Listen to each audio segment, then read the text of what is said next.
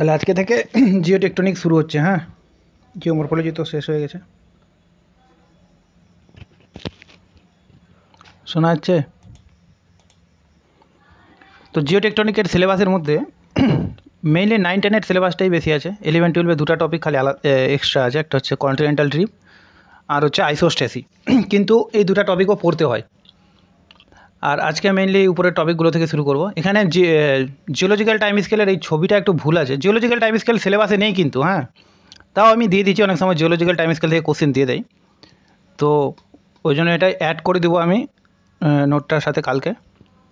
আর এখানে এই ডায়াগ্রামটা ফুল দেওয়া নেই আর কি, নিচের দিকে ক্রপ হয়ে গেছে, ওই জন্য এটা অ্যাড করলাম না আজকে। একটু পরে আমি অ্যাড করে দিয়ে দেবো গ্রুপে আবার। আর তাছাড়া হচ্ছে এই যে পৃথিবীর উৎপত্তি সংক্রান্ত কোন কে তত্ত্ব দেয়, এগুলোও ডিরেক্টলি ওরকম উল্লেখ নেই সিলেবাসে, কিন্তু অনেক সময় কোশ্চেন দিয়ে দেয়। ঠিক আছে, তো সিলেবাসের মধ্যে মেইনলি আছে আর্থ ক্রাস্ট, মানে হচ্ছে ইন্টেরিয়র স্ট্রাকচার, রক্স আছে যেটা সবাইকে টাফ লাগে একটু, ফোল্ড আর ফল্ট আছে, তারপর মাউন্টেন বিল্ডিংয়ের থিওরিগুলো আছে, কোবার আর হোমসটা মেইনলি পড়তে হবে। তো ওগুলো ছাড়াও আরও কয়েকটা থিওরি আছে, সেগুলোর খালি নামগুলো জানলেই হবে। প্লেট টেকটনিক আছে, কন্টিনেন্টাল ড্রিপ, আইসোস্টেসি। এদের মধ্যে আর একটা থিওরি বাদ গেছে যেটা পড়তে হবে, কী নাম, সি ফ্লোর স্প্রেডিং। এটা নাই এখানে সিলেবাসে, কিন্তু ছোটো করে পড়তে হবে কে ধারণা দিয়েছে। আর্থকুয়েক আর লাস্টে আছে ভলকানোস। আজকে উপরে টপিকগুলো শুরু করব, কালকে থিওরি পড়াবো, আর পরশু দিন লাস্টে দুটো টপিক হবে, অর্থাৎ 3 দিনে সিলেবাসটা শেষ হয়ে যাবে। তো শুরু করছি জিও টেকটনিক পার্ট 1। তো মুশকিল, ফোনে চার্জ নেই নাকি?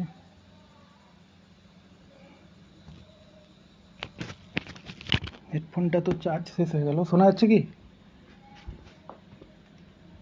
হ্যাঁ স্যার, শোনা যাচ্ছে। ঠিক আছে, এমনি পড়া দিচ্ছি, চার্জ দিয়ে।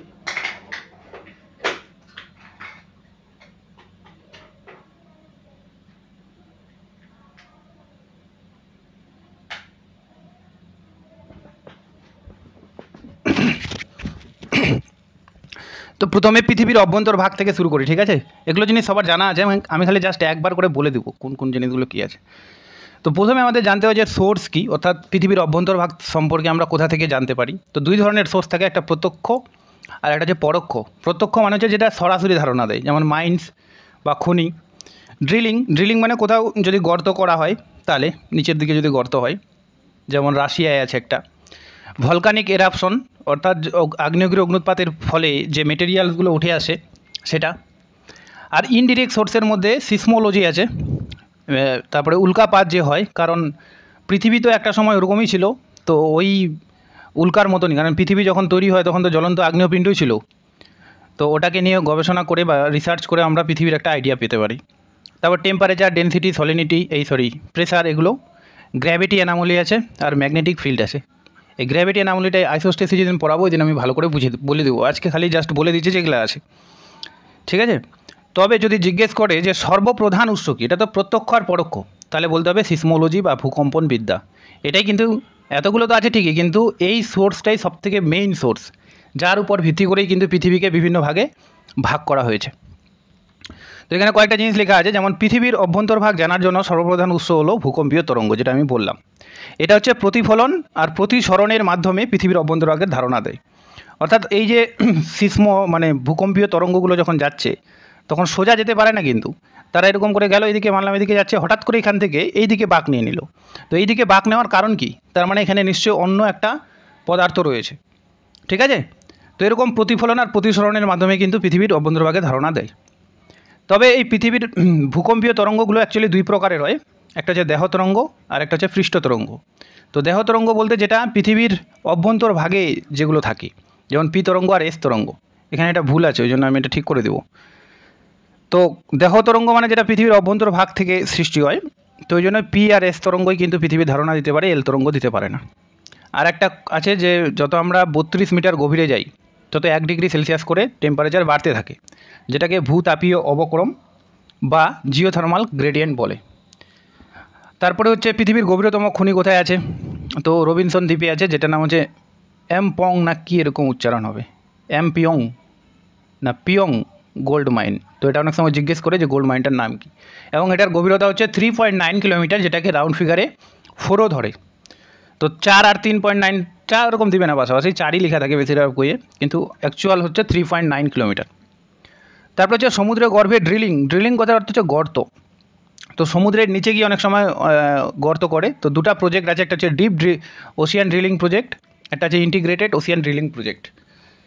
তো এরকম ড্রিলিং করতে গিয়ে এখনও পর্যন্ত সবথেকে ডিপেস্ট ড্রিলিং যেটা করা হয়েছে সেটা হচ্ছে কোলা উপদ্বীপে রাশিয়ার, যেটা কিন্তু 12 কিলোমিটার গভীর। তো এই অনেক সময় এটাও জিজ্ঞেস করে যে রাশিয়ার কোলা উপদ্বীপে যে গর্তটা আছে সেটা কত কিলোমিটার গভীর, তো সেটা হচ্ছে 12 কিলোমিটার।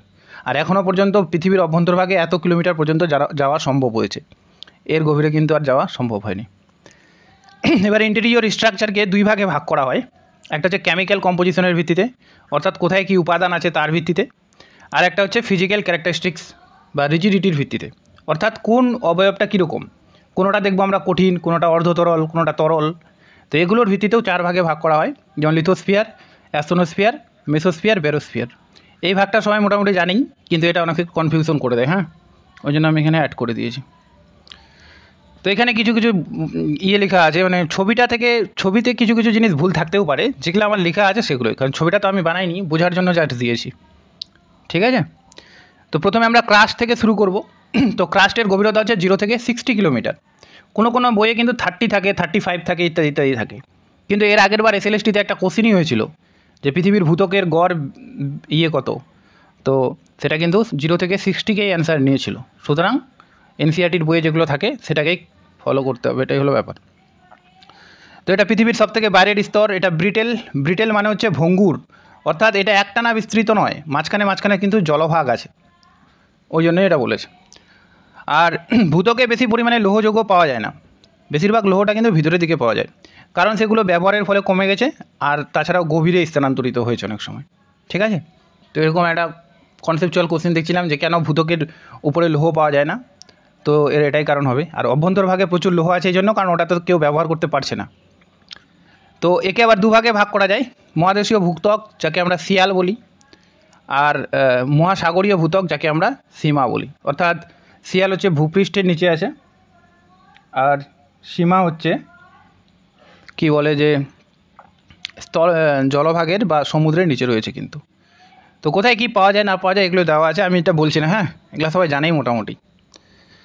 তারপর আছে মেন্টেল বা হচ্ছে গুরুমণ্ডল, যেটা হচ্ছে ওই 60 থেকে শুরু করে 2900 কিলোমিটার পর্যন্ত বিস্তৃত, ঠিক আছে। এর উষ্ণতা 2000 থেকে 3000 ডিগ্রি সেলসিয়াসের মতো, প্রায় সবগুলো কিন্তু প্রায়, ঠিক আছে।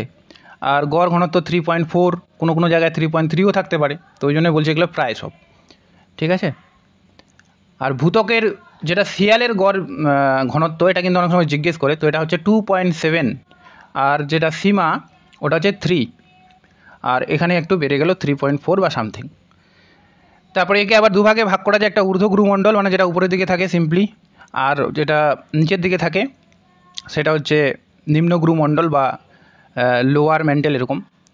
তো উপরের দিকে যেটা সেটা মূলত 700 কিলোমিটার পর্যন্ত বিস্তৃত হয়, অর্থাৎ 60 থেকে 700 কিলোমিটার পর্যন্ত। আর তারপরে যেটা সেটা 2900 পর্যন্ত, ঠিক আছে।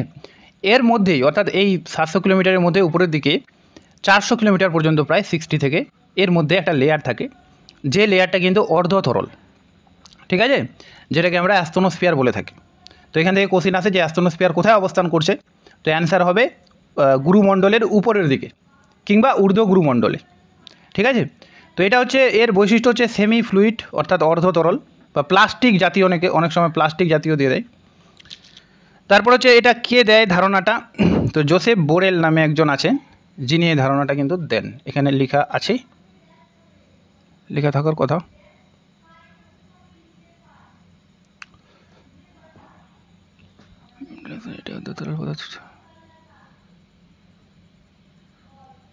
আচ্ছা, আছে হয়তো কোথাও, এখানে না থাকলে নিচের দিকে লেখা আছে, লেখা তো থাকার কথা ওটা, ঠিক আছে।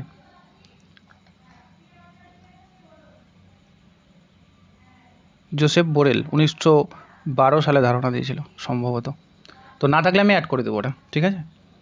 তারপরে কোন কী উপাদান দ্বারা গঠিত, ক্রোফে সীমা, নিফে সীমা, এরকম উপরেরটা সিআর ক্রোমিয়াম, তারপরে এফি মানে আয়রন, নি মানে নিকেল, ক্রোফেস সীমা, আচ্ছা এসআই মানে সীমা সিলিকন, আর এমএ মানে ম্যাঙ্গানিজ, এগুলো উপাদান দ্বারা গঠিত।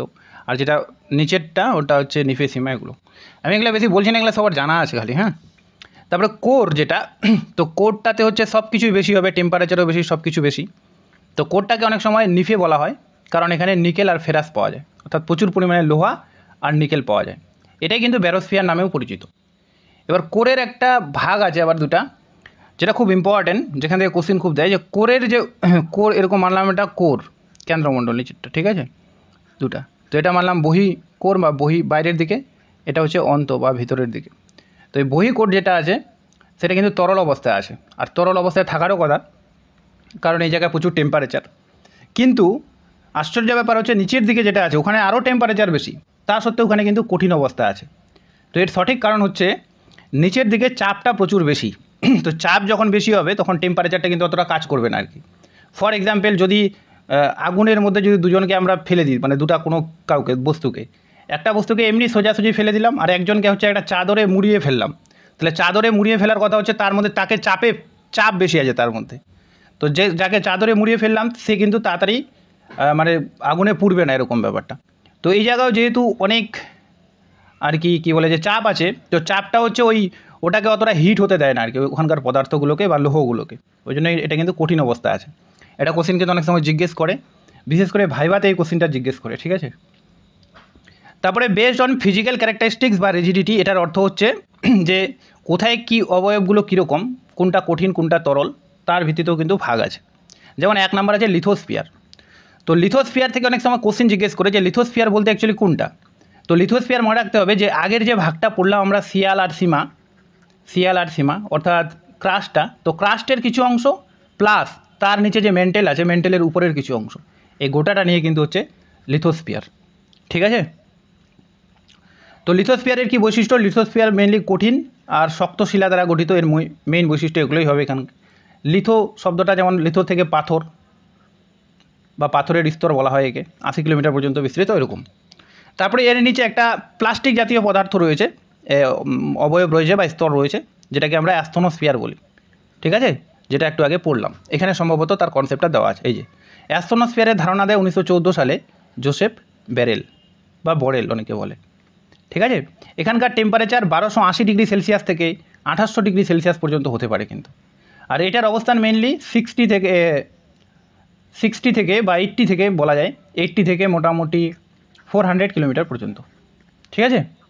তো এগুলো কনসেপ্ট দেয় পরীক্ষায়, এই জন্য আমি বললাম। তো অ্যাস্থনোস্ফিয়ার কী অবস্থায় আছে, অর্ধতরল অবস্থায় রয়েছে। আর লিথোস্ফিয়ারটা কী রয়েছে, শক্ত অবস্থায় রয়েছে, মানে কঠিন অবস্থায় রয়েছে, ঠিক আছে। এর নিচে আরেকটা স্তর আছে যেটা হচ্ছে মেসোস্ফিয়ার।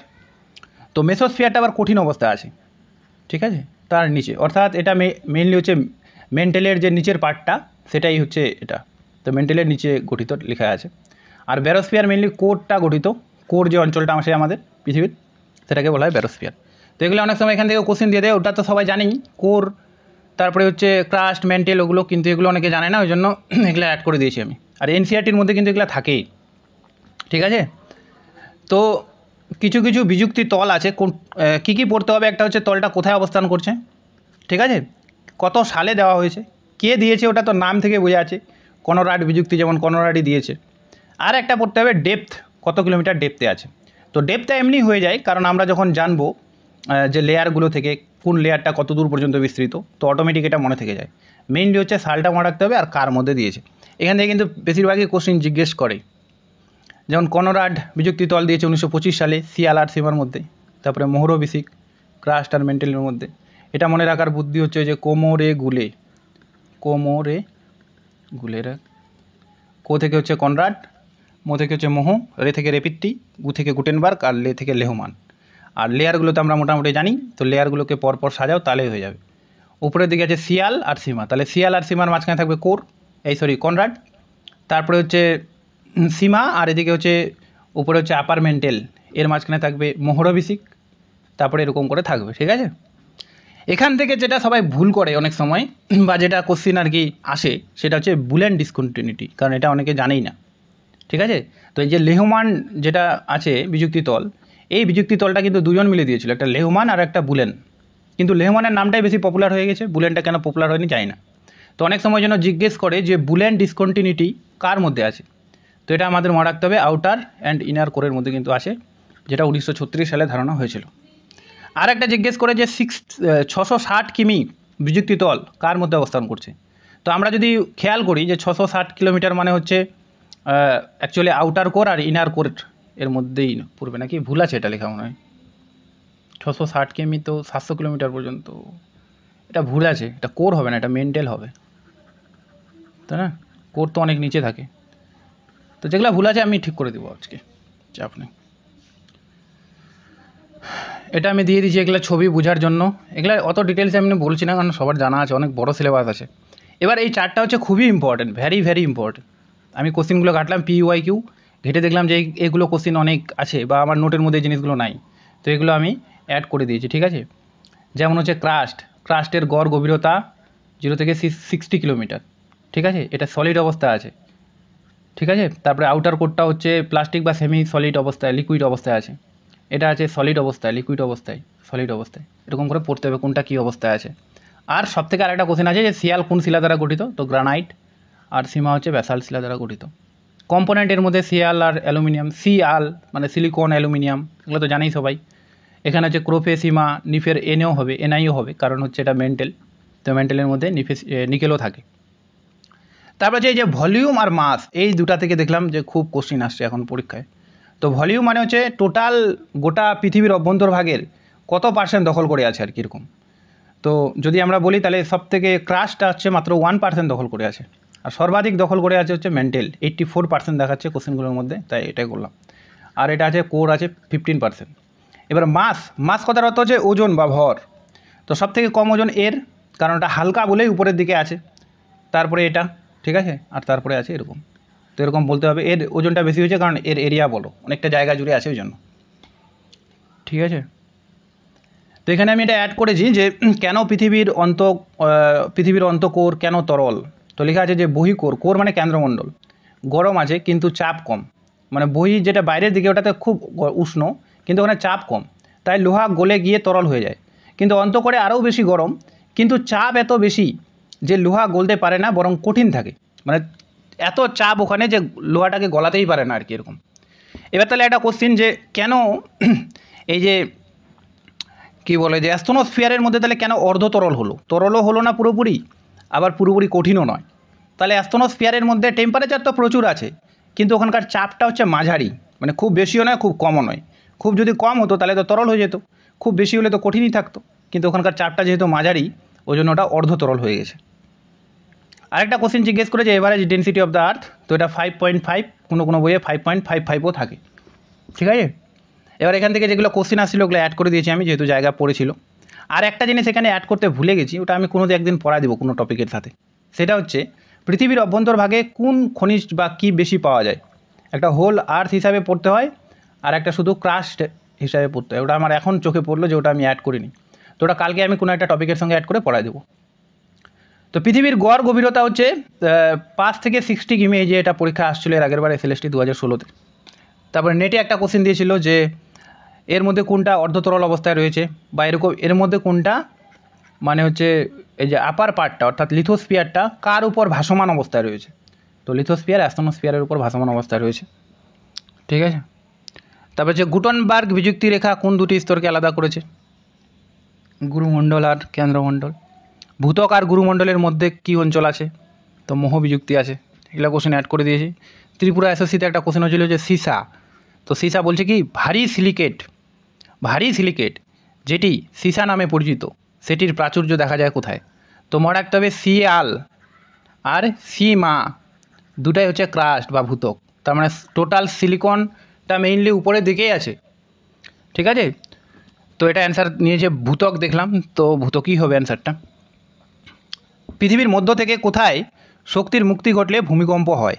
তো মেন্টেলের উপর থেকে অর্থাৎ অ্যাস্ট্রোনোস্ফিয়ার থেকে। এটা মেন্টেলের উপর না লিখে অ্যাস্ট্রোনোস্ফিয়ারও লিখতে পারে। Where the deepest drilling site located? তো এটা কোলা পেনিনসুলা, রাশিয়া, যেটা 12 কিলোমিটার গভীর। তো এই কোশ্চেনগুলো আসতে পারে ওই জন্য আমি এটা অ্যাড করে দিয়েছি।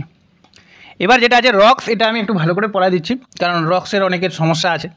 তো এর আগের রক্সের নোটটা আমি চেঞ্জ করে দিয়েছি, ঠিক আছে? আগে যেগুলো ছিল অনেক বড় করেছিল, তো ভাবলাম এটা শর্ট করে দিই। তো রক্স যখনই আমরা পড়বো তখন তিনটা টার্ম আমাদের আগে বুঝতে হবে, একটা হচ্ছে পেট্রোলজি, একটা হচ্ছে লিথোলজি, একটা হচ্ছে পেন্টোলজি।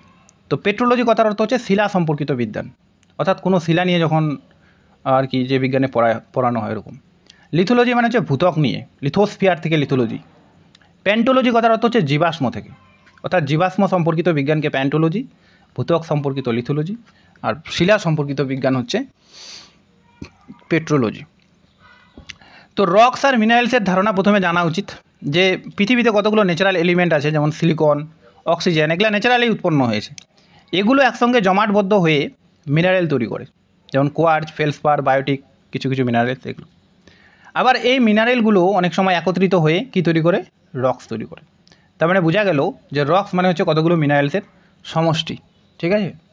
এবার রক্স আর মিনারেলস অর্থাৎ খনিজের কিছু কিছু পার্থক্য থাকে, যেমন খনিজের যদি হয় তাহলে এটা অজৈব পদার্থ থেকে তৈরি হওয়ার চান্স থাকে, ঠিক আছে, অজৈব পদার্থ থেকে হবে। কিন্তু শিলার জৈব পদার্থ চাপ পেয়ে অনেক সময় তৈরি হয়। তারপরে খনিজের একটি নির্দিষ্ট রাসায়নিক গঠন থাকে খনিজের। আর সব থেকে একটা আছে কি, খনিজ নয় পরিচিত মৌলগুলি, আচ্ছা, একটি মৌল একটি বিশুদ্ধ পদার্থ, এই যে এটা, যে খনিজের চারটি প্রধান ভাগ হচ্ছে সিলিকেট, কার্বনেট, সালফাইড ও ধাতব খনিজ। এটা কিন্তু খুব ইম্পর্টেন্ট। এর মধ্যে সিলিকেট যেটা আছে, সিলিকেটের পরিমাণ হচ্ছে 87%। অর্থাৎ জিজ্ঞেস যদি কোনো দিন করে যে পৃথিবীতে কোন প্রকারের খনিজ পদার্থ সবথেকে বেশি পরিমাণে পাওয়া যায়, তাহলে বলতে হবে সিলিকেট জাতীয়, ঠিক আছে। আর শিলা কি, শিলা হচ্ছে খনিজের উপাদানের সমষ্টি। খনিজ সমূহ একত্রিত হয়ে শিলা গঠন করে। এর তিনটা ভাগ আছে, আগ্নেয়, অবসাদী আর রূপান্তরিত। ভুল হয়ে গেছে, এটা আগ্নেয় শিলা আর হচ্ছে কি শিলা একটা আছে, পাললিক শিলা, হ্যাঁ মিস্টেক হয়ে গেছে, পাললিক শিলা আর রূপান্তরিত শিলা, তিনটা শিলা আছে। এখানে আমি এটা অ্যাড করে দিয়েছি ছোটো করে, কারণ এগুলো খনিজ থেকে সেরকম দেয় না। অনেক সময় দিতে পারে যে কোয়ার্জ কী ধরনের খনিজ, তো কোয়ার্জ হচ্ছে একটা সিলিকেট জাতীয় খনিজ। ফেলসপার কী ধরনের, এটা ফেরো ম্যাগনেসিয়াম। তো যেগুলো খুব ইম্পর্টেন্ট, যেগুলো নাম সবার শোনা, এগুলা থেকেই কিন্তু কোশ্চিন দেয়, ওই জন্য এগুলো আমি এখানে অ্যাড করে দিয়েছি। ক্যালসাইট কী জাতীয়, এটা সবারই মনে থাকবে, কার্বনেট জাতীয়।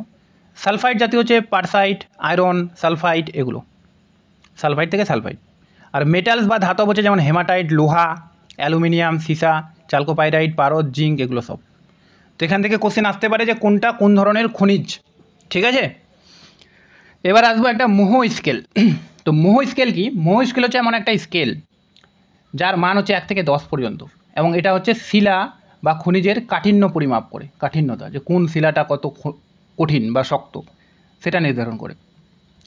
তো 1912 সালে ফ্রেডারিক মোহ এটা আবিষ্কার করে, ওই জন্য তার নামেই একে মোহ স্কেল বলা হয়। আর এটা খনিজের কাঠিন্য মাপে। এর মান হচ্ছে 1 থেকে 10 পর্যন্ত হয়। 1 যদি হয় তাহলে কি বোঝাবে, যে ওই খনিজটা খুবই দুর্বল, আর 10 যদি হয় তাহলে বোঝাবে যে খনিজটা খুবই শক্ত। আর অনেক সময় এই যে ডায়াগ্রামটা থেকে এটা জিজ্ঞেস করে যে এর মধ্যে কোন খনিজের বা সবথেকে কম আর কি, কাঠিন্যতা কম, তাহলে ওটা ট্যাল্ক হবে। আর সব থেকে 10 আছে, তার মানে ডায়মন্ড, এর কাঠিন্যতা সব থেকে বেশি।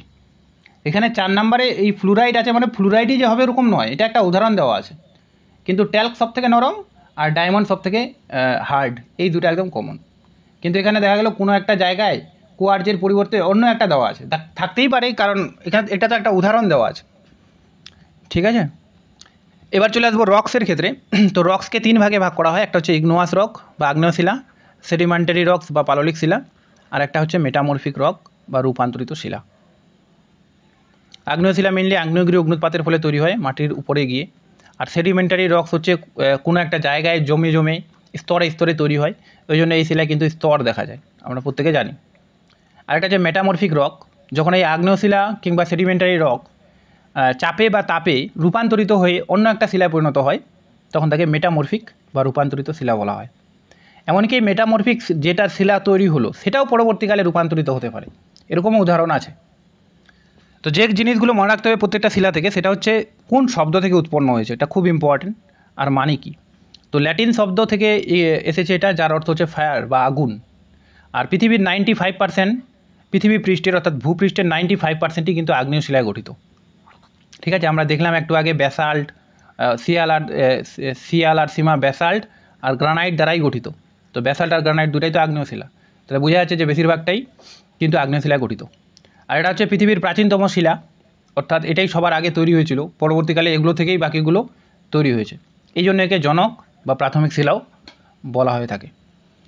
সেডিমেন্টারি শব্দটা এসেছে সেডিমেন্টাম থেকে, ল্যাটিন শব্দ থেকে। আগেরটাও যেমন ল্যাটিন ছিল, এটাও কিন্তু ল্যাটিন শব্দ থেকে, যার অর্থ হচ্ছে বসে যাওয়া, মানে কোনো একটা স্থানে গিয়ে এরকম করে বসে যাবে, বসে গিয়ে শক্ত হয়ে শিলায় পরিণত হবে। পলি থেকে সৃষ্টি হয় বলে একে পাললিক শিলা বলে। স্তরে স্তরে সৃষ্টি হয় বলে একে স্তরীভূত শিলা বলে। ঠিক আছে, এটা হচ্ছে দ্বিতীয় পর্যায়ের শিলা, কারণ এই যে প্রথম পর্যায়ে আগ্নেয় শিলা তৈরি হলো, তারপরে আগ্নেয় শিলা ক্ষয়প্রাপ্ত হয়ে আবহবিকার, পুঞ্জিত ক্ষয় ইত্যাদি দ্বারা বয়ে গিয়ে কোনো একটা জায়গায় জমা হলো, এরকম জমা হতে হতে ধীরে ধীরে এই শিলাটা তৈরি হয়েছে। এই শিলাতে দানার মাঝে ফাঁক থাকে, তাই এই শিলাতে জল ও খনিজ তেল পাওয়া যায়। যখন এরা এরকম করে তৈরি হয়, তখন কোনো একটা লেয়ারের ভিতরে কোনো জৈব পদার্থ যদি জমে যায় বা পড়ে যায়, তখন সেখান থেকে কিন্তু খনিজ তেল বা জল এরকম থাকতে পারে। জল তো থাকেই, খনিজ তেলও হতে পারে। এই শিলায় জীবাশ্ম দেখা যায়, তারপরে সহজেই ক্ষয় হয়। কাদার চির খাওয়া দাগ, এর আগের দিন পড়ানোর সময় বলেছিলাম যে যে শিলাতে স্তর বেশি থাকবে সেই শিলা সহজেই ক্ষয় হয়। ফর এক্সাম্পল পাললিক শিলা। স্ফটিক দেখা যায়, পাললিক শিলাতে তরঙ্গের দাগ দেখা যায়, যাকে লোহরী চিহ্ন বলে। অনেক সময় জিজ্ঞেস করে যে লোহরী চিহ্ন কোন ইয়েতে দেখা যায়, রক্সে দেখা যায়, তাহলে এটাতে দেখা যায়। মেটামরফিক একটা গ্রিক শব্দ, এটা কিন্তু দুটা থেকে আলাদা। আগে দুটা কিন্তু ল্যাটিন শব্দ ছিল, কিন্তু এটা কিন্তু গ্রিক শব্দ, যার অর্থ হচ্ছে চেঞ্জ অফ শেপ, অর্থাৎ আকৃতির বদল বা আকৃতির পরিবর্তন। ঠিক আছে, চাপে বা তাপে পড়ে শিলাটা যখন আকৃতির পরিবর্তন হয়ে যাবে, তখন তাকে এটা বলা হয়। 1833 সালে লিয়েল এই শিলার নামকরণ দেন মেটামরফিজম। ঠিক আছে, লিয়েল নামে একজন ভূতত্ত্ববিদ, যিনি এই শিলার নামকরণ করেন। তো এগুলো জিনিস কিছু কিছু মনে রাখতে হবে। এবার আমরা আসবো প্রত্যেকটার ভাগ। তো প্রথমে আগ্নেয় শিলা। তো আগ্নেয় শিলাকে মেইনলি 3 ভাগে ভাগ করা যায়। ঠিক আছে, একটা হচ্ছে অ্যাকর্ডিং টু অরিজিন, অর্থাৎ উৎপত্তির ভিত্তিতে। একটা হচ্ছে ইন্ট্রুসিভ, মানে যেটা একদম মাটির নিচে থেকে যাচ্ছে, মানে যখন আগ্নেয় পদার্থগুলো উপরের দিকে আসে, তো কিছু কিছু ভূপৃষ্ঠের আগে আসার আগেই কোনো একটা প্রকোষ্ঠে বা গর্তে জমা হয়ে আগ্নেয় শিলায় পরিণত হয়, তো সেটা হলো ইন্ট্রুসিভ। আর এক্সট্রুসিভ মানে যেটা একদম বাইরে চলে আসবে, বাইরে এসে ঠান্ডা হয়ে রক্স তৈরি করবে, সেটা। তো ইন্ট্রুসিভ যেটা, ওটার আবার দুটো ভাগ আছে, প্লুটোনিক আর হাইপাবেসাল। প্লুটোনিক মানে একদম গভীরে, হাইপাবেসাল মানে হচ্ছে একটু উপরের দিকে। পাতালিক আর উপপাতালিক, বাংলাগুলো লেখা আছে পরে। আর এক্সট্রুসিভ যেটা যেটা বাইরে বেরিয়ে আসলো, সেটা হচ্ছে লাভা রক হতে পারে, পাইরোক্লাস্টিক রক হতে পারে। ঠিক আছে, লাভা মানে তরল পদার্থর মতো, আর পাইরোক্লাস্টিক হচ্ছে আর কি একটু খণ্ড খণ্ড হবে এরকম। এবার অ্যাকর্ডিং টু কেমিক্যাল কম্পোজিশন একে আবার ভাগ করা হয়, যেমন acidic, basic, intermediate, ultra basic. এটা থেকে খুব পরীক্ষা আসে, এটা থেকে যে সিলিকার পরিমাণ কম হলে সেটাকে কি বলে, সিলিকার পরিমাণ বেশি হলে সেটাকে কি বলে। এটা আগ্নেয়গিরির অগ্নুৎপাত যখন চ্যাপ্টারটা পড়াবো, তখনও কিন্তু এই টপিকগুলো আছে, রিলেটেড দুটা। অ্যাকর্ডিং টু টেক্সচার, অর্থাৎ গ্রথনের ভিত্তিতে যদি আমরা দেখি, তো গ্রথনের ভিত্তিতে আবার শিলা 2 ভাগে ভাগ করা যায়। একটা হচ্ছে ডিগ্রি অফ ক্রিস্টালিনিটি, আর একটা হচ্ছে সাইজ অফ ক্রিস্টাইল। ঠিক আছে, অর্থাৎ ওই যে গ্রথনগুলো আছে, সেগুলো ঘনভাবে আছে নাকি মানে দূরে দূরে আছে, কেমনভাবে শক্ত হয়েছে, তার ভিত্তিতেও ভাগ করা হয়। আবার তাদের সাইজগুলো কীরকম, সেটার ভিত্তিতেও ভাগ করা হয়। তো এগুলো আমরা ডিরেক্ট নোটটাতে দেখছি। তো উৎপত্তি অনুসারে আমি বলে দিলাম নিসারি বা এক্সট্রুসিভ। তো ম্যাগমা বাইরে বেরিয়ে আসে যখন তৈরি হবে, তো মনে রাখতে হবে এটা 2 প্রকারের। একটা হচ্ছে লাভা শিলা, যেমন ব্যাসাল্ট, রায়োলাইট এগুলো। আর একটা হচ্ছে পাইরোক্লাস্টিক শিলা। লাভা, পাইরোক্লাস্ট যারা বুঝে না, আমি আগ্নেয়গিরি অগ্নুৎপাত পড়াবো, তখন এগুলো ছবি টবি দিয়ে ওখানে বোঝানো আছে ভালো করে। একবার ডায়াগ্রামটা দেখে নিলে এমনি বুঝে যাবে। তো আপাতত খালি মনে রাখতে হবে, তাহলেই হবে। লেপিস, আগ্নেয় টাফ, ছাই, ভস্ম, যেগুলো অনেকটা দূরে উপরের দিকে উঠে আর ছিটকে ছিটকে পড়ে, সেগুলো হচ্ছে পাইরোক্লাস্টিক শিলা। আর উদ্ভিদী আগ্নেয় শিলার মধ্যে যেটা মাটির নিচেই থেকে গেল, তাকে আবার 2 ভাগে ভাগ করা যায়। একটা হচ্ছে পাতালিক, একটা হচ্ছে উপপাতালিক। তো পাতালিক মানে হচ্ছে একদম গভীরে, অনেক গভীরে, মানে যেখানে অ্যাস্ট্রোনোস্ফিয়ারের খুব কাছাকাছি। তো যেমন হচ্ছে গ্রানাইট, গ্যাব্রো এগুলো। আর উপপাতালিক মানে হচ্ছে মাঝারি, মানে ভূপৃষ্ঠ থেকে একটু নিচে, যেমন পরফাইরি, ডোলেরাইট, এই সমস্ত বিষয়গুলো। তো একটা জিনিস মনে রাখতে হবে, যদি কোনো শিলা ভূপৃষ্ঠের বাইরে বেরিয়ে আসবে, যেমন এখানে এসে তৈরি হলো, যাকে আমরা নিসারি বলি, তো সেই শিলার কিন্তু গ্রথনটা খুব সূক্ষ্ম হবে। ফর এক্সাম্পল ব্যাসাল্ট, অর্থাৎ তারা যেহেতু দ্রুত ঠান্ডা হয়ে যায় এই জন্য। কিন্তু নিচের দিকে টেম্পারেচারটা অত কম নয়। ঠিক আছে, তো নিচের দিকে প্রচুর টেম্পারেচার, ফলে তাদের ঠান্ডা হতে অনেক সময় লাগে। আর যখন কোনো বস্তু ধীরে ধীরে ধীরে ধীরে ঠান্ডা হবে, তখন তাদের যে মানে গ্রথনগুলো, সেগুলো কিন্তু বড় বড় হবে। For example granite. ঠিক আছে, অর্থাৎ যত দ্রুত ঠান্ডা হবে গ্রথন তত ভালো হবে, আর যত ধীরে ধীরে ঠান্ডা হবে গ্রথন তত খারাপ হবে। এটা যাতে মনে থাকে। রাসায়নিক গঠন অনুসারে আমি বললাম চার ভাগে: আম্লিক, মধ্যবর্তী, ক্ষারকীয় ও অতি ক্ষারকীয়। তো আম্লিক মানে হচ্ছে যেখানে সিলিকার পরিমাণ 66% বা তার বেশি। যত বেশি শিলায় সিলিকা থাকবে, সিলিকা, তত বেশি শিলা কিন্তু আম্লিক হয়। মাটির ক্ষেত্রেও তাই। মধ্যবর্তী হচ্ছে 52 থেকে 66%। উদাহরণগুলোও দিতে পারে। সব থেকে মেইন ইম্পর্টেন্ট হচ্ছে এখানকার কত পার্সেন্ট সিলিকা আছে এটাই। ক্ষারকীয় হচ্ছে 44 থেকে 52%। আর সিলিকার পরিমাণ যদি 44-এর কম থাকে তাহলে সেটা কিন্তু হচ্ছে অতি ক্ষারকীয়। এবার হচ্ছে গ্রথন অনুসারে তো গ্রথন অনুসারে একটা হচ্ছে কেলাসের গঠনের প্রকৃতি অনুযায়ী, একটা হচ্ছে কেলাসের আয়তন অনুযায়ী। কেলাস শব্দের অর্থ হচ্ছে মানে শেপ একটা নির্দিষ্ট। যেমন জলকে যদি বলি, জলের কোনো কেলাস থাকে না, কিন্তু জলের কোনো শেপই নেই। কিন্তু আমরা যদি বলি লবণ, তো লবণ হচ্ছে চার কোনায়, যে বললাম চার কোনা শেপটা, তো এগুলাই হচ্ছে কেলাস। ঠিক আছে? তো কেলাসের গঠনের প্রকৃতি অনুযায়ী শিলাকে কিন্তু তিন ভাগে ভাগ করা যায়। একটা হচ্ছে হোলো ক্রিস্টালিন, একটা হিপোক্রিস্টালিন, একটা হচ্ছে হ্যালো ক্রিস্টালিন। তো হোলো মানে যেখানে ধীরে ধীরে শীতল হওয়া পাতালিক শিলা, সম্পূর্ণ কেলাসিত দ্বারা গঠিত, মানে পুরোপুরি কেলাস হয়ে যাবে একদম, মানে তাদের মধ্যে কোনো ছাপ থাকবে না আর কি এরকম। তো ধীরে ধীরে শীতল হওয়া মানে বোঝা যাচ্ছে যে এটা মাটির নিচে হবে, ওই জন্য পাতালিক বলেছে। হিপোক্রিস্টালিন মানে হচ্ছে অপেক্ষাকৃত দ্রুত শীতল হওয়া। ঠিক আছে? এর তুলনায় যেটা দ্রুত শীতল হয় সেটাকে বলা হয় হিপোক্রিস্টালিন। আর হ্যালো ক্রিস্টালিন হচ্ছে যেটা খুব তাড়াতাড়ি শীতল হয়ে যাবে, একদম সব থেকে দ্রুত শীতল হবে। ঠিক আছে? তাকে বলা হচ্ছে এটা।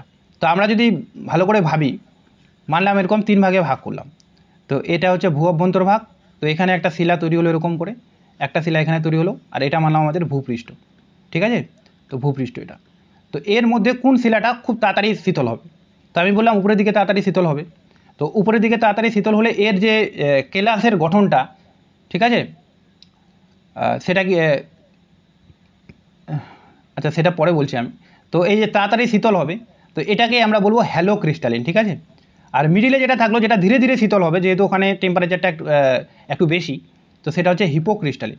আর যেটা একদম নিচের দিকে থেকে গেল, যেটা অনেক ধীরে ধীরে ধীরে ধীরে তারপরে ঠান্ডা হয়ে তারপরে জমাটবদ্ধ হয়ে সৃষ্টি হবে, তো সেটা হচ্ছে হলো ক্রিস্টালিন। তো কেমনভাবে দ্রুত শীতল হচ্ছে নাকি ধীরে ধীরে শীতল হচ্ছে, কেমন করে কেলাসের গঠন হচ্ছে, তার ভিত্তিতে কিন্তু এরকম করে ভাগ করা আছে। তাহলে অনেক সময় দিতে পারে যে একদম পাতালিক শিলাটা কী ধরনের শিলা, হলো ক্রিস্টালিন, হ্যালো ক্রিস্টালিন না হিপোক্রিস্টালিন। তাহলে বলতে হবে পাতালিক মানে একদম গভীরে, অর্থাৎ সে ধীরে ধীরে শীতল হবে, সুতরাং ওটা হচ্ছে হলো ক্রিস্টালিন। আর উপপাতালিকটা কী হবে? উপপাতালিকটা ধীরে ধীরে হবে, মানে অপেক্ষাকৃত ধীরে ধীরে হবে, তো এটা হলো হিপোক্রিস্টালিন। আর যেটা একদম উপরের দিকে উঠে আসছে অর্থাৎ নিঃসারী, সেটা হলো হ্যালো ক্রিস্টালিন। এবার হচ্ছে দানার ভিত্তিতে, অর্থাৎ তাদের যে গ্রথনটা আছে, গ্রথনের দানাগুলো কীরকম, তার ভিত্তিতে আবার তিন ভাগে ভাগ করা যায়। একটা হচ্ছে ফেনেরেটিক, একটা হচ্ছে অ্যাফিনেটিক, আর একটা হচ্ছে ক্রিপ্টোক্রিস্টালিন। তো ফেনেরেটিক মানে হচ্ছে কেলাসকে খালি চোখে দেখা যায়। ঠিক আছে? অর্থাৎ এটার সঙ্গে লিঙ্ক আছে প্রথমের ওটা, যেটা আমি বললাম, এই যে হোলো ক্রিস্টালিন। তো হোলো ক্রিস্টালিন মানে কি ধীরে ধীরে ধীরে ধীরে শীতল হচ্ছে, ধীরে ধীরে। তো বললাম আমি ধীরে ধীরে শীতল হলে তার যে গ্রথনটা সেটা কিন্তু অত ভালো হয় না, ফলে তার যে দানাগুলো সেটা কিন্তু আমরা খালি চোখেই দেখতে পাই যে মোটা দানা এত এরকম। ঠিক আছে? আর অ্যাফিনেটিক কি? কেলাসের চিহ্নিত করা যায় না, তবে অমসৃণ গঠন। এখানকার কেলাসের গঠনটা মোটামুটি ভালো, সহজে চেনা যাবে না, মানে গ্যাপ বের করা যাবে না যে এটা খণ্ড আলাদা এরকম। ঠিক আছে? For example basalt. আর ক্রিপ্টোক্রিস্টালিন এত সূক্ষ্ম গ্রথন হবে যাকে কখনো খালি চোখে দেখাই যাবে না, মাইক্রোস্কোপ লাগবে। অর্থাৎ আমরা যদি মেলাই, তো যেটা হ্যালো ক্রিস্টালিন সেটা হচ্ছে ক্রিপ্টোক্রিস্টালিন। ঠিক আছে? যেটা হিপোক্রিস্টালিন সেটা হচ্ছে অ্যাফিনেটিক, আর উপরে হলো যেটা আছে সেটা হচ্ছে এটা। তো এরকম করে মনে রাখতে হবে আমাদের। এখান থেকে কোশ্চেন দিতে পারে, কনসেপচুয়াল কোশ্চেনও দিতে পারে, আবার উদাহরণগুলোও দিতে পারে। তবে উদাহরণ যদি দেয় তো বেশিরভাগ ওই যে নিঃসারী উদ্ভিদী ওগুলো দেওয়ার চান্স আছে। এখান থেকে মেইনলি কনসেপচুয়াল কোশ্চেনই দেয়, যে কার গ্রথনটা সূক্ষ্ম, কার গ্রথনটা মানে মোটা, এরকম করে কোশ্চেন দিতে পারে। কোনটা ভিতরের দিকে তৈরি হয়, কোনটা বাইরের দিকে তৈরি হয়, এগুলো।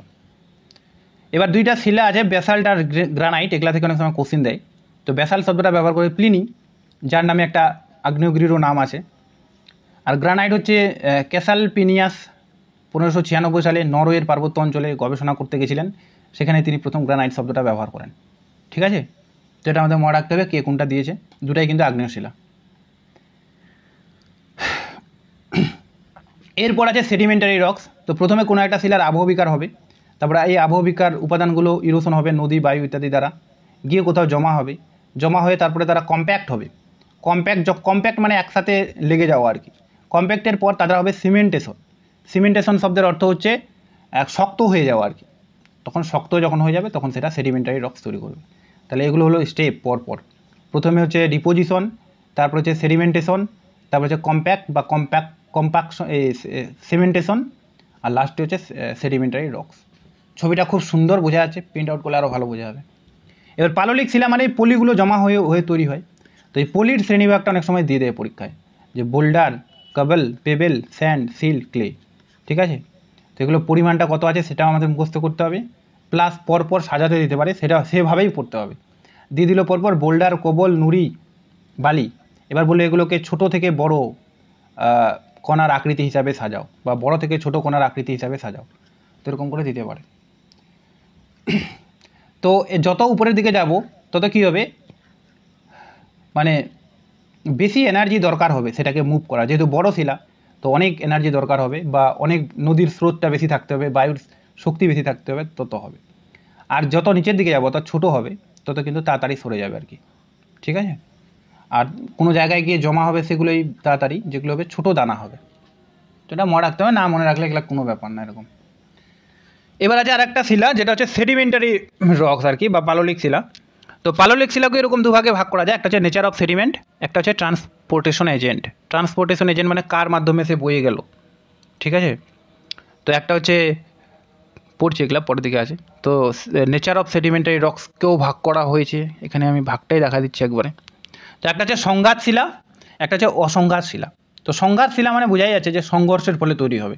ঠিক আছে, অর্থাৎ যান্ত্রিক আবহবিকারের ফলে তৈরি হবে। তো এই যান্ত্রিক আবহবিকারের ফলে যে শিলা তৈরি হয় সেটাকে বলা হয় ক্লাস্টিক রক্স বা সংঘাত শিলা। এরা আবার 3 প্রকারের হয়ে থাকে, একটা বড় দানা বা রুড্রেসিয়াস, ইংলিশ টার্মটা মনে রাখা খুব ইম্পর্ট্যান্ট, ইংলিশ টার্মটাই বাংলা করে দিয়ে দিবে। আরেনাসিয়াস, আর একটা হচ্ছে আর্জিলিসিয়াস।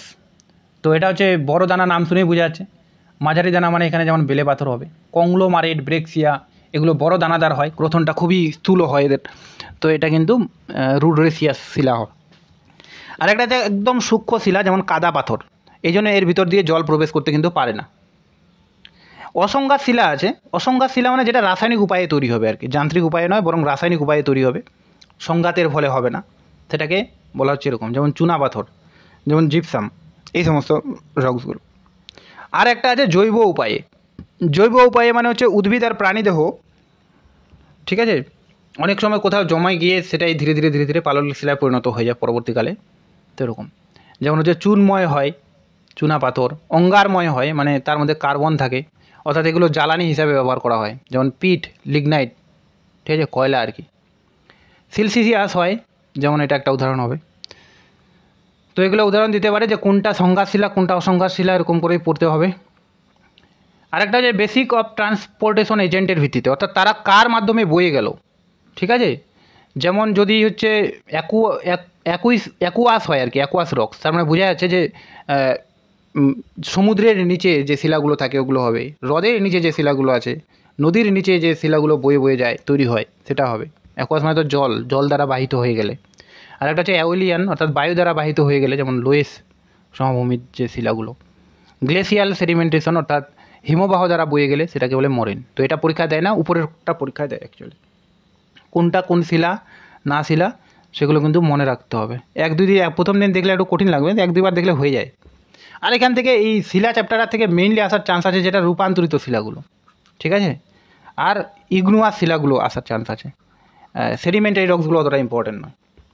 এবার আছে মেটামরফিক রক। তো মেটামরফিক রক আবার কাকে বলে, তো যখন কোনো আগ্নেয় শিলা বা পাললিক শিলা রূপান্তরিত হয়ে অন্য শিলায় পরিণত হয় সেটাই কিন্তু মেটামরফিক রক। তো এটা 4 ভাবে তৈরি হতে পারে, যেমন একটা হচ্ছে কন্টাক্ট বা থার্মাল মেটামরফিজম, যেটা হচ্ছে মানলাম এরকম আছে যে একটা শিলা আছে, যেমন এই শিলাটা ছিল চারপাশে, কিন্তু এর নিচটা খুবই গরম, তো এই গরমের কন্ট্যাক্টে এও কিন্তু অন্য এর ধর্মটা চেঞ্জ করে নিল বা অন্য শিলায় পরিণত হলো, তো সেটাকে বলা হয় কন্ট্যাক্ট বা থার্মাল মেটামরফিজম। আর একটা আছে কি রিজনাল বা ডাইনামিক মেটামরফিজম। এটা কীরকম, মানলাম দুটা প্লেট দুদিকে সরে যাচ্ছে, এরকম করে দুটা প্লেট আছে, তো এই প্লেটটা এদিকে সরে যাচ্ছে, এই প্লেটটা এদিকে সরে যাচ্ছে, ফলে এই যে প্লেটের মাঝখানে যে সংঘর্ষ, তো এই সংঘর্ষের ফলে কী হবে, এই জায়গার যে ভিতরের দিকে যে শিলাগুলো পড়ে থাকলো তারা ওই চাপে আর তাপে কী হবে, অন্য একটা শিলায় রূপান্তর হবে। তো যখন ওরকম চলমান কোনো বস্তুর কারণে, যেমন আমি বললাম প্লেটগুলো দুদিকে সরে যাচ্ছে, ডাইনামিক কোনো বস্তুর কারণে তার মাঝখানে সঞ্চিত শিলাগুলোর পরিবর্তন আসবে, তখন সেটাকে আমরা বলবো ডাইনামিক মেটামরফিজম বা ডাইনামিক মেটামরফিক শিলা। আর একটা আছে হাইড্রোমেটামরফিজম। কোনো শিলাকে যদি অনেক দিন ধরে জলের তলায় রেখে দেওয়া হয়, মানে একটা পাথর আছে খুব শক্ত ছিল, সেটাকে যদি আমরা কোনো পুকুরের মধ্যে যদি দীর্ঘদিন ধরে ফেলে রাখি, তাহলে কিন্তু এই ধরনের শিলাগুলো তৈরি হতে পারে। ঠিক আছে, অর্থাৎ জলের চাপেও তৈরি হতে পারে।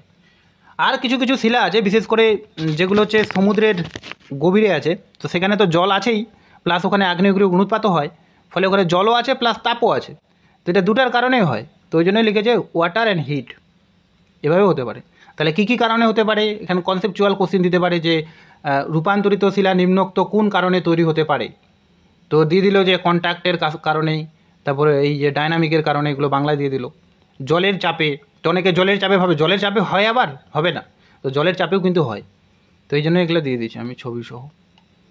এবার এর আবার ভাগ আছে, একটা হচ্ছে মেটা ইগনুয়াস রক, অর্থাৎ ইগনুয়াস রক যখন মেটামরফিক হবে আর কি।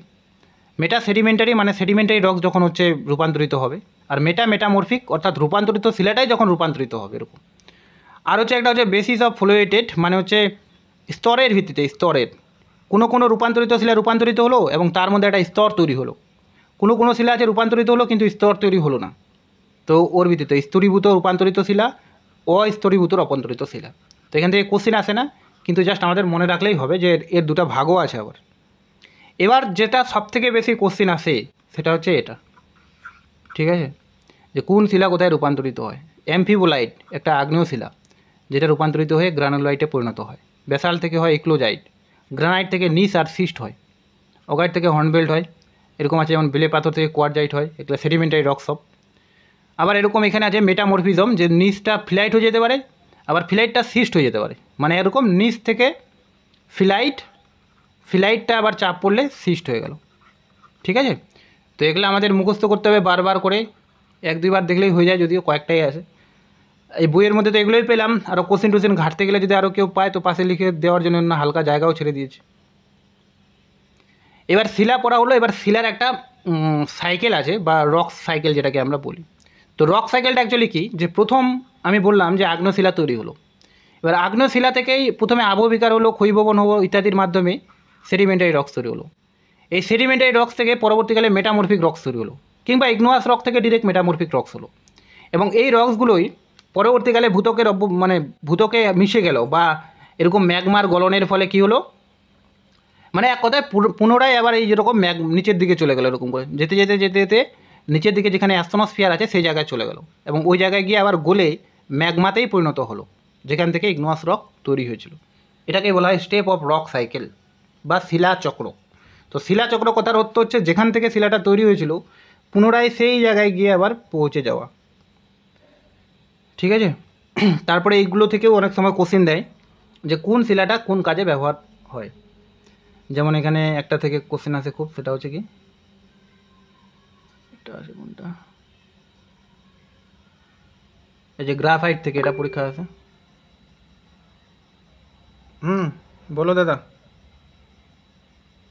বলছি দেবদা, ওই উপরের দিকে মেটামরফিক রকগুলোর ইয়েটা পরিবর্তনটা একটু দেখি।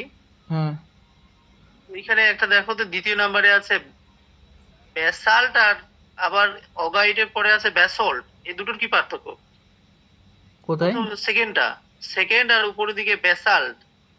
হ্যাঁ হ্যাঁ এটা হ্যাঁ, এটা আর ওই সেকেন্ডটা। হ্যাঁ, দুটাই ব্যাসাল্ট। ব্যাসাল্ট থেকে ইক্লোজাইটও হতে পারে, আর অ্যাম্ফিবোলাইটও হতে পারে। ব্যাসাল্টের স্পেলিংটা ভুল হয়ে গেছে। ওটা একার দেওয়া আছে, তো আমি বলছি ওটা মিস্টেক অন্য হয়ে শিলা গেছে। আছে কিনা। দুটাই হতে পারে আর কি, এটা কমা দিয়ে লিখলে ভালো হতো আমার। অ্যাম্ফিবোলাইট ইক্লোজাইট দুটাই হতে পারে। হ্যাঁ, এটা তো জানি, ওইটা হ্যাঁ। একটু সমস্যা হচ্ছিল। ঠিক আছে, এটা স্পেলিংটা মিস্টেক হয়ে গেছে। ও, আমি ভাবছি অন্য হয়তো শিলা। না না না, ওটাই। তারপর হচ্ছে ব্যাসাল্ট থেকে যেমন রাস্তাঘাট, ওটা গ্রানাইট থেকে ঘর বাড়ি কী কীগুলো তৈরি করা হয়। এই যে এটা পরীক্ষা আসে অনেক সময়, যে কোন শিলা থেকে সিমেন্ট তৈরি হয়, এটারই কথা বললাম। তো এটা হচ্ছে কাদা পাথর হবে, জিপসাম হবে, মেনলি জিপসাম। ঠিক আছে, তারপরে এটা তো আমি পড়েছিলাম শিলা লক্ষণ বা লিথোলজি অ্যান্ড ল্যান্ডফর্মের মধ্যে। এই জিনিসটাই আবার এখানে ছোটো করে দেওয়া আছে, যে গ্রানাইট থেকে গোলাকার জাতীয় ভূমিরূপ তৈরি হবে, ব্যাসাল্ট থেকে হচ্ছে চ্যাপ্টা, যার উপরটা চ্যাপ্টা হবে, যেমন দাক্ষিণাত্য মালভূমিতে দেখা যায়। চুনা পাথর থেকে হচ্ছে গুহা অঞ্চলের যে ভূমিরূপগুলো কাস্ট অঞ্চলের সেগুলো তৈরি হবে। আর বেলে পাথর থেকে মেইনলি সমভূমি অঞ্চলগুলো তৈরি হবে, যেমন নদী অববাহিকার অঞ্চলগুলো। এবার এখান থেকে কয়েকটা কোশ্চেন আছে, এগুলো কিন্তু সব PYQ থেকে, মানে কোনো না কোনো পরীক্ষায় আসছিল। যে নিচের কোনটি রূপান্তরিত শিলা, তো এটা সিম্পল জিনিস, নিস। আমরা দেখলাম একটু আগে যে নিস একটা রূপান্তরিত শিলা, ঠিক আছে। যদিও নিচটা পরবর্তীকালে আবার রূপান্তরিত হবে, তো মেটামরফিক বলা হয় সেটাকে। তো কোন শিলায় সাধারণত জীবাশ্ম পাওয়া যায়, তো সেডিমেন্টারি রক্সে, সিম্পল কোশ্চেন। আর গ্রানাইট কী ধরনের শিলা, তো গ্রানাইট একটা হচ্ছে এক্সট্রুসিভ শিলা, ঠিক আছে, অর্থাৎ উপরের দিকে উঠে আসে। আর ব্যাসাল্ট হচ্ছে ইন্ট্রুসিভ শিলা, যেটা নিচের দিকে থাকে, ঠিক আছে। তো এতদূর পর্যন্ত ছিল শিলা। এবার একটু আমি এটাও বলে দিই ফোল্ড, কারণ সময় তো বেশি নাই, একটু তাড়াতাড়ি শেষ হলে ভালো। ফোল্ড চ্যাপ্টারটা, এটা ছকটা আমি বলছি না, এটা জিওমরফিক প্রসেসকে ভাগ করা হয়। শুধুমাত্র আমাদের এটুকু মনে রাখতে হবে যে ফোল্ড একটা হচ্ছে অরোজেনেসিস প্রক্রিয়া, ঠিক আছে। মানে একটা হচ্ছে কি বলে মহিভাবক আলোড়ন, একটা হচ্ছে গ্রিজনী আলোড়ন। তো অরিজিনিস শব্দের অর্থ হচ্ছে গ্রিজনী আলোড়ন, ঠিক আছে। তো গ্রিজনী আলোড়নের ফলে তৈরি হয় কিন্তু আমাদের হচ্ছে ফোল্ড বা ভঙ্গিল পর্বত, যার ফলে পরবর্তীকালে ভঙ্গিল পর্বতও তৈরি হতে পারে। তো ভাঁজ থেকে যেগুলো জিনিস পড়তে হবে, ভাঁজের থেকে ওটা খুব ইম্পর্টেন্ট, ভাঁজের থেকে বেশি ইম্পর্টেন্ট হচ্ছে ওটা, ওই চ্যুতিটা। তো ভাঁজ হচ্ছে একটা গ্রিজনী আলোড়ন, যেটা আমি বললাম অলরেডি। তো ভাঁজ কী কী কারণে তৈরি হতে পারে, তো যদি আর্থের মুভমেন্ট হয়, মুভমেন্ট মানে দুটো প্লেট যদি দুদিক থেকে আসে, তো তার মাঝখানে ভাঁজ তৈরি হতে পারে। গ্র্যাভিটি স্লাইডিং হলে, অর্থাৎ এরকম করে আছে, ঢাল একটা আছে, ঢাল থেকে উপর থেকে একটা শিলা নিচের দিকে নেমে আসছে। এবার দেখা গেলো কোনো জায়গায় এরকম করে উঁচু একটা জায়গা আছে, এই শিলাটা এসে একে আঘাত করবে, আঘাত করে এই জায়গায় কিন্তু এরকম করে ভাঁজ তৈরি হয়ে যেতে পারে। ল্যান্ডস্লাইডের ফলেও হতে পারে। কন্ট্রাকশন অফ দ্য আর্থ খুব ইম্পর্ট্যান্ট, যেখান থেকে কিন্তু হোমসের আর কোবারের থিওরিটার জন্ম হয়েছে। তো পৃথিবী কী হয়েছিল, পৃথিবী একটা সময় জ্বলন্ত অগ্নিপিণ্ড ছিল, যেটা ধীরে ধীরে ঠান্ডা হয়ে গেছে। এর ফলে উপরের দিকে কিন্তু অটোমেটিক করে এরকম করে ভাঁজ তৈরি হয়ে গেছে। তো ওটাই বলেছে যে পৃথিবীর সংকোচনের ফলেও কিন্তু অটোমেটিক ভাঁজ তৈরি হয়। মুভমেন্ট অফ গ্লেসিয়ার, তো গ্লেসিয়ার মুভমেন্টের ফলে গ্লেসিয়ারটা যে নিচের দিকে আসছে, তো এই নিচের দিকে যদি কোনো একটা এরকম করে শিলা দাঁড়িয়ে থাকে, তাহলে এসে আঘাত করবে সেম আগেরটার মতনই, এবং সেখানেও হতে পারে। হাইড্রেশনের ফলেও হতে পারে। হাইড্রেশন মানে হচ্ছে অনেক সময় পাহাড়ি এলাকায় নিচের দিকে যে জল জমে থাকে, তো সেই জলটা যখন জমে বরফ হবে, তো বরফ হওয়ার ফলে উপরের দিকটাকে এরকম করে ভাঁজ করে দিতে পারে, তো এইভাবেও হতে পারে। আর ভলকানিক এরাপশনের ফলেও হতে পারে, যে ভলকানিক এরাপশন হলে উপরের দিকটাকে ভাঁজ করে দিল, দিয়ে এরকম করে তৈরি হলো। ভাঁজ সৃষ্টির তিনটা পদ্ধতি আছে এখানে, একটা ফ্লেক্সচার পদ্ধতি, শেয়ার ফোল্ডিং আর ফ্লো ফোল্ডিং। এটা না আমার মনে নেই একটু, এটা আমি কালকে একটু বলে দেবো, এখান থেকে শুরু করে দেবো কালকে, ঠিক আছে। এটা মনে পড়ছে না কি যে দেখলাম না তখন, এটা পরে অ্যাড করেছি তো আমার মনে পড়ছে না এখন, এটা আমি কালকে বলে দেবো একটু। তো এলিমেন্টস অফ ফোল্ডস, তো ফোল্ডসের কতগুলো এলিমেন্ট আছে যেগুলো পরীক্ষায় আসে, সেগুলো আমি বলছি একটু করে। তো একটা আছে অ্যান্টিফ্রম, ঊর্ধ্ববঙ্গর জীবন শেষ, ঊর্ধ্ববঙ্গ দিবেই না জীবনে পরীক্ষায়, দিবে অ্যান্টিফ্রম, ঠিক আছে, বাংলায় অ্যান্টিফ্রম, ঊর্ধ্ববঙ্গ দিবে না পরীক্ষায় কোশ্চিন দিলে। আমি বেশিরভাগ পরীক্ষাতে দেখছি এখন অ্যান্টিফ্রম বানানটাই লেখে, তো ওই জন্য ইংলিশটা মনে রাখতে হবে। তো শিলা যখন এরকম করে ভাঁজ হয়, তার যে উপরের অংশটা সেটাকে বলে অ্যান্টিফ্রম বা ঊর্ধ্ববঙ্গ, আর যেটা নিচের দিকে থাকে সেটা হচ্ছে অধবঙ্গ, ঠিক আছে। তারপরে আছে ভাঁজের অক্ষ, তো ভাঁজের অক্ষ কি অ্যাকচুয়ালি, তো এখানে আমি দিয়েছি এটা, এই যে এরকম করে একটা ভাঁজ তৈরি হলো, সেটা ঊর্ধ্ববঙ্গ হতে পারে, অধবঙ্গ হতে পারে। তো এই ভাঁজের মিডিল বরাবর যদি এরকম মিডিল বরাবর আমরা কাটি, তাহলে এই মিডিল অংশটাকে বলা হয় ভাঁজের অক্ষ, ঠিক আছে। আর অক্ষতল কি, অক্ষ মানে হচ্ছে এই যে উপরের দিকে একটা রেখা এরকম, এই রেখাটা, আর এই বরাবর যখন কাটবো যেমন হলুদটা, তো এটা হয়ে গেলো অক্ষতল। অক্ষ বরাবর কাটলে যে তল পাওয়া যায় অক্ষতল। অক্ষতল কোনো ভাঁজকে দুটা ভাগে ভাগ করে, ঠিক আছে, একটা এদিকের খণ্ড একটা এদিকে খণ্ড এরকম। তারপরে যে বাহু, বাহু মানে হচ্ছে এই যে অক্ষতল বরাবর, আমরা কল্পনা করলাম যে একটা ভাঁজ আছে, ভাঁজটাকে এরকম এই যে হলুদ অংশটা এটা কেটে দিল, কেটে দিয়ে তো দুদিকে দুটো অংশ তৈরি হলো, এটাকে বলা হয় বাহু, এটাকে বলা হয় রাইট বাহু একটা লেফট বাহু এরকম, ঠিক আছে। তারপর আছে নতি, নতি মানে হচ্ছে এই যে এরকম করে মানলাম এটা আগে এই শিলাটা আগে এরকম ছিল, ছবিগুলো খুব সুন্দর আছে এখানে, এরকম ছিল, এটাই পরবর্তীকালে এরকম করে ভাঁজ হয়ে গেছে, ঠিক আছে। তো এই যে কাল্পনিক অনুভূমিক তল আমরা এই জন্য বলছি, কারণ এই তলটা তো বর্তমানে নেই, এটা তো এখন এরকম হয়ে গেছে। তো এই কাল্পনিক অনুভূমিক তল আর এই যে ভাঁজের বক্রতা, এর মধ্যে যে কোণ তৈরি হয়, সেই কোণটাকে অ্যাকচুয়ালি নতি বলা হয়। এগুলা ইয়ের ক্ষেত্রে আরও ভালো বোঝা যায়, ফল্টের ক্ষেত্রে। তো এই নতি হচ্ছে দুই প্রকারের অ্যাকচুয়ালি, একটা হচ্ছে প্রকৃত নতি, একটা হচ্ছে অ্যাপারেন্ট নতি। তো এগুলোর ব্যাপার অনেক আছে, কিন্তু আমরা মেইনলি পরীক্ষার জন্য এটুকু মনে রাখবো যে প্রকৃত নতি মানে হচ্ছে 90 ডিগ্রি যদি নতি হয়, ঠিক আছে, আর 90 বাদে অন্য কিছু অর্থাৎ 90-র কম যদি হয় তাহলে সেটা কিন্তু অ্যাপারেন্ট ডিপ হবে। তারপরে আছে আয়াম। আয়াম আয়াম থেকে যেটা কোশ্চেন আসে যে আয়াম শব্দ দ্বারা দিক বোঝায়, দিক, ঠিক আছে, আয়াম শব্দ দ্বারা কী বোঝায়, দিক। তো যদি কোনো দিন পরীক্ষায় আসে, অলরেডি অনেকবার এই কোশ্চেনটা পরীক্ষায় আসছে, যে এর মধ্যে কোনটা ডিরেকশনকে বোঝাচ্ছে, তাহলে অবশ্যই সেটার অ্যান্সার হবে আয়াম,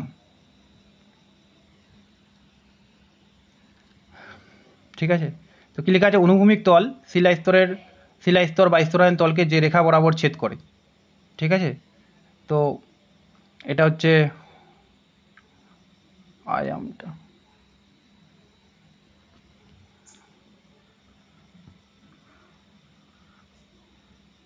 আচ্ছা আয়ামটা কারো মনে আছে? আমার মাথাটা কাজ করছে না, আর এত কিছু পড়া দিলাম না। নতির সঙ্গে সমকোণে,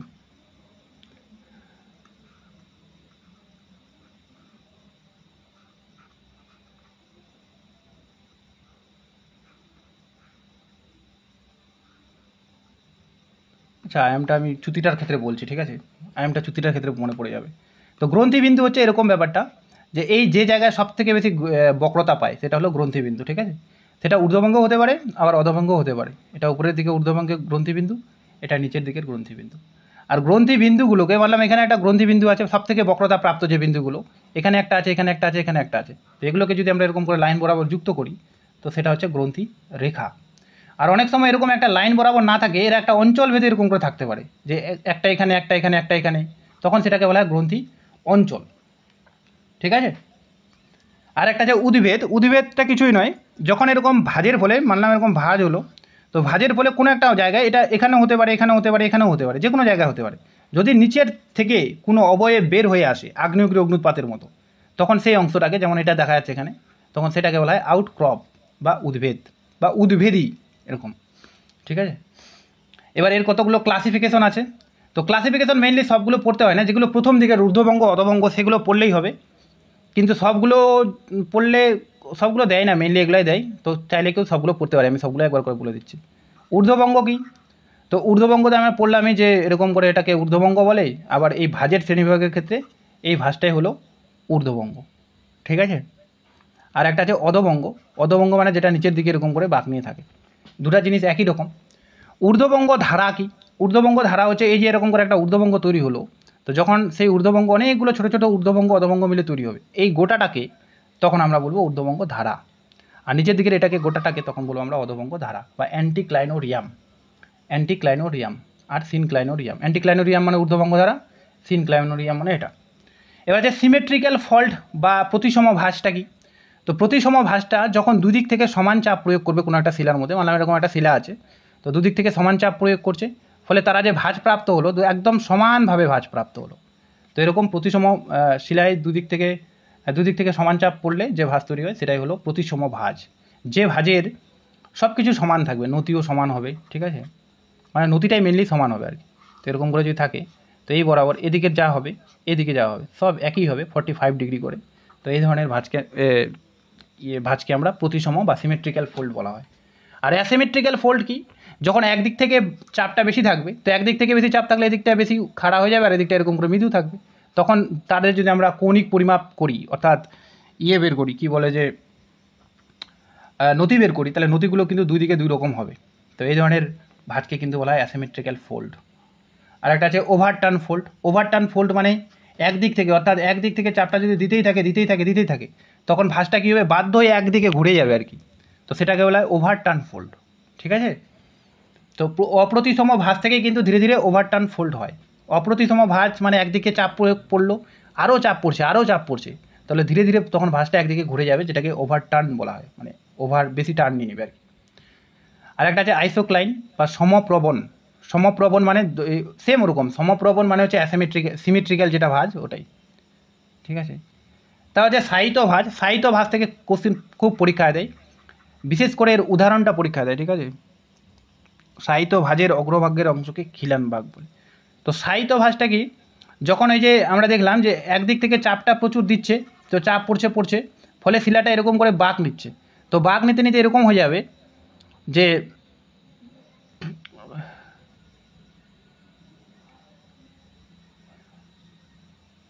হ্যাঁ আজকে থাক, পড়াবো না, আমাকে এটা একটু দেখতে হবে, ঠিক আছে? আজকে এতটুকুই থাক, কালকে এগুলা পড়বো, কারণ এগুলা জিনিস আমার খুব মজা লাগে। ফোল্ড আর ফল্ট পড়াতে এরকম বোরিং করে পড়ায় মজা লাগে না।